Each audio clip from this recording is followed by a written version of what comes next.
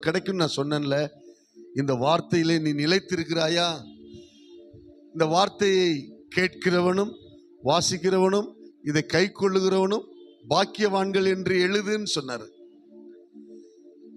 இந்த புஸ்தகத்தை மனுபுத்திரனே, இந்த புஸ்தகத்தை நீ புசி, குடல்களை நிரப்புன்னு சொன்னார். முதல் தடவை புசி நிரப்பு, அது உன் வாய்க்கு மதுரமா இருக்கும்.